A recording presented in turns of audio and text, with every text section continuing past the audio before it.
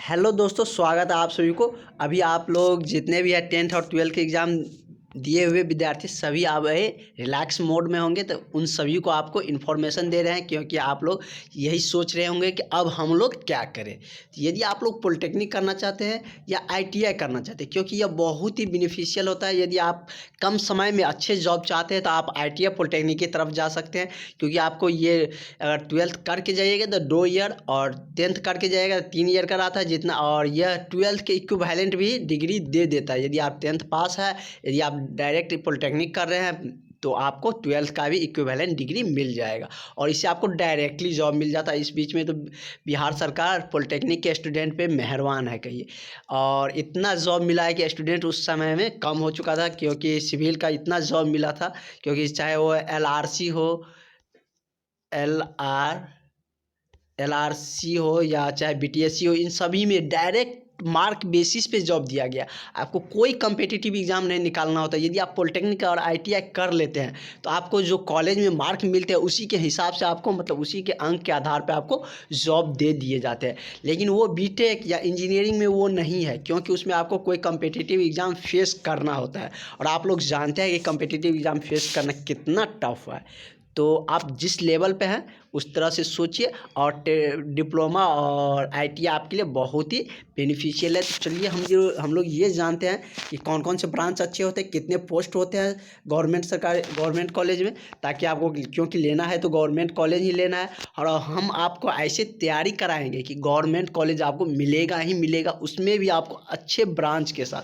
अब जो ब्रांच चाहिए वो आपको दिलाएंगे। आप सिर्फ मेरे चैनल के साथ जुड़े रहिए। यदि आप चैनल पर नए हैं तो सब्सक्राइब करके ज़रूर रखें, और जो ही पॉलिटेक्निक या ITI का नोटिफिकेशन आता है, भरने का डेट आएंगे, 1 महीना के बाद तो आ ही जाएंगे, 20 या 25 दिन के बाद आ सकते हैं, तो उसके बाद हम आपको बता देंगे। ये नहीं कि आप फॉर्म आएगा तब हम स्टार्ट करेंगे, क्योंकि आपको ज़्यादा टाइम नहीं मिलेगा तैयारी करने का। 2 से 2.5 महीना ही मिलेगा। मान के चलो 60 या 65 से 70 दिन ही आपको मिलने वाला है। तो उतना में आपको एक कम्पिटिटिव एग्ज़ाम, मतलब एंट्रेंस एग्ज़ाम फेस करना थोड़ा होता है, क्योंकि 10th लेवल से थोड़ा ऊपर होता है, थोड़ा टेक्निकली सोचना होता है। बस लेवल तो वही रहता है, टेक्निकली सोचना होता है। तो अभी से आप प्रिपेयर करने में लग जाइए, और कॉलेज में जाइएगा तो ऐश करते रहिए, क्योंकि कॉलेज में वो ऐसा नहीं है कि बहुत ज़्यादा प्रेशर रहता है। आपको सिर्फ सेमेस्टर निकालना होता है। आप आराम से वहाँ पे रिलैक्स मोड में खेलिए कूदिए, इंजॉय करिए, और चाहे वो आप फ्रेशर पार्टी हो चाहे वेलकम पार्टी हो, इंजॉय करिए। तो चलिए हम लोग देखते हैं कितने सीट है। तो टोटल यदि देखा जाए तो पॉलिटेक्निक कॉलेज में 11,307 सीट है। तो पूरा बिहार की यदि कवर करें तो हम पूरे, मतलब एनालिसिस किए हुए हैं पूरा, मतलब 3-4 सालों से इस पे देख रहे, सब बार स्टूडेंट को मतलब एडमिशन करवाते हैं। तो उसमें कितना सीट है? 11,307 मतलब इसमें पोस्ट दिए हुए हैं। कौन कौन से ब्रांच है ये सारे चीज़ हम लोग देखेंगे। उसके बाद इसमें ये देखा जाए, क्योंकि कैटेगरी वाइज भी चलता है, तो आपको जनरल के लिए 40% रिजर्व रखा गया, मतलब इसका 40%। तो कितना आता है? 45 से 22 सीट आपको जनरल कैटेगरी के लिए रखा गया है, उसमें सब आते हैं। EWS के लिए 10%, मतलब 11 से 30 सीटें। और इसके बाद EBC के लिए कितने सीटें हैं? EBC के लिए आपके 2035 सीट रखा हुआ है। उसके बाद BC के लिए 1356 है, SC के लिए 18 से 9 है, ST के लिए 113 है, और RCG के लिए कितना? 339 सीटें रिजर्व रखे गए हैं। यदि आप जिस कैटेगरी में है तो वो आपके लिए तो है ही। उसके बाद आपको अगर उसमें नहीं मिला तो, मतलब आपको जनरल में नहीं मिला तो आपको कैटेगरी में मिल जाएगा। यदि जो जनरल है तो जनरल के स्टूडेंट के लिए मतलब इतना सीटें रिजर्व रखा गया, कितना? 4522। और जनरल के स्टूडेंट के लिए भी फ़ायदा है, जब इधर सीट नहीं फुलफिल होता है तो इधर से भी उसको मिल जाते हैं, इसलिए कोई इशू नहीं है। तो इसमें अब तो ये हम लोग देख चुके कि किस में कितना सीटें हैं, और साथ नेक्स्ट हम लोग ये जानते हैं कि आपके लिए कौन सा सबसे बेस्ट ब्रांच होता है, कौन सा सबसे अच्छे ब्रांच होते हैं। सबका हम एडवांटेज बताएंगे सब ब्रांच का, ताकि आप उस हिसाब से चूज कर सकें। तो चलिए हम लोग स्टार्ट करते हैं, देखते हैं कि कौन सा ब्रांच आपके लिए बेनिफिट होने वाला है। और नेक्स्ट वीडियो में हम लोग देखेंगे कि कौन से कॉलेज की रैंकिंग कैसी है, किस में कितना प्लेसमेंट होता है, क्या होता है। और वैसे प्लेसमेंट तो लगभग हो ही जाते हैं, और आपके पास डिग्री रहेगा तो अप्रेंटिस भी कर सकते हैं। वो सारी चीज़ हम आपको बताते रहेंगे, आप कॉलेज में जाएंगे उसके बाद भी हम आपको गाइड करते रहेंगे। तो चलिए ये देखते हैं हम कि बेस्ट ब्रांच यदि देखा जाए तो पॉलिटेक्निक अभी के समय में गवर्नमेंट जॉब के दृष्टि से देखा जाए बिहार में तो सिविल है, क्योंकि सिविल के डायरेक्टली मतलब उसके मार्क बेसिस पे ले लिया जाता है।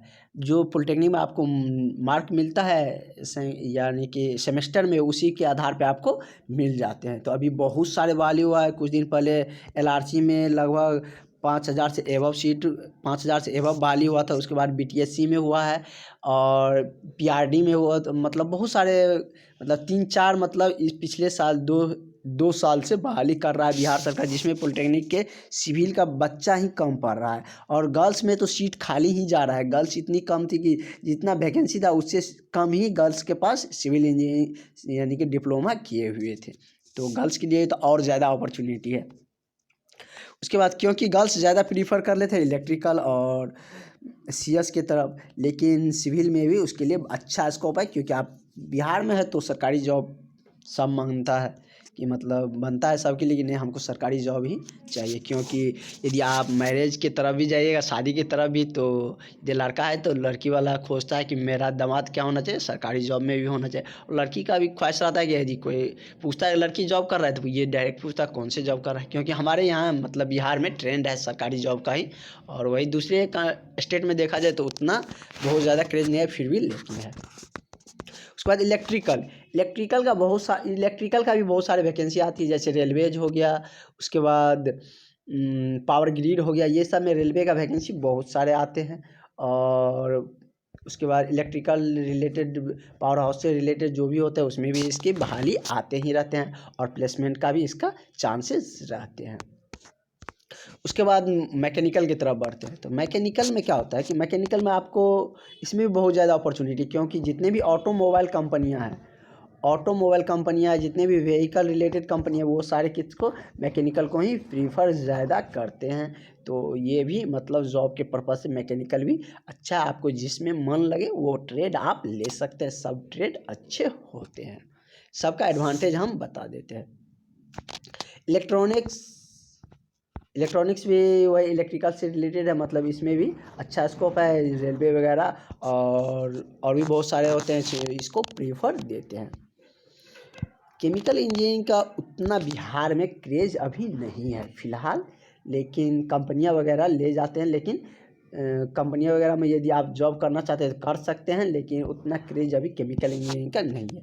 लेकिन CS को है, CS क्योंकि आपको यह ज़्यादा प्लेसमेंट CS देता है, क्योंकि आपको कॉल सेंटर पे हो या चाहे कोई कंपनियां हो, वो आपको यदि आपको मैनेजमेंट पे यानी कंप्यूटर साइड पे बैठाएगा तो वो किसको उठाएगा, जनरली कंप्यूटर साइंस के ही बच्चे को उठाते हैं। और क्योंकि उसे प्रोग्रामिंग का थोड़ा सा नॉलेज मतलब अच्छा खासा नॉलेज होते हैं, तो उसे मतलब पॉलिटेक्निक के ही बच्चे यानी कि CS ब्रांच के लेते हैं, जो कि BTech के अंदर भी या उसके ऊपर भी रखे जाते हैं। तो ये सारे मतलब 5-6 ब्रांचेज चलते हैं सारे कॉलेज में। किस कॉलेज में कौन कौन से ब्रांच चलते हैं ये नेक्स्ट वीडियो में हम लोग देखेंगे। कौन से कॉलेज अच्छे हैं, कितने रैंकिंग पे है, कहाँ कितना सिलेक्शन होता है, ये सारे चीज़ हम लोग नेक्स्ट वीडियो में देखेंगे। तो चलिए मिलते हैं नेक्स्ट वीडियो में। यदि आप पॉलिटेक्निक या ITI का हम लोग नेक्स्ट में देखेंगे। यदि ये इन सभी चीज़ों का पॉलिटेक्निक हो ITI हो यदि आप तैयारी करना चाहते हैं अच्छे तरीके से और गवर्नमेंट कॉलेज लेना चाहते हैं तो चैनल को सब्सक्राइब करके ज़रूर रखें।